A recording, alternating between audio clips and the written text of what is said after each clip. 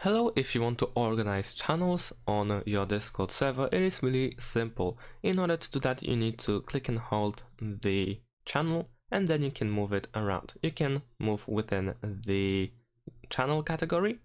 So if I want to move it up, then I can do it like so. And if I want to, I can move it to a different category by simply dragging it to a different category, like so. And of course, the same works for the voice channels as well. So I can move them around like so.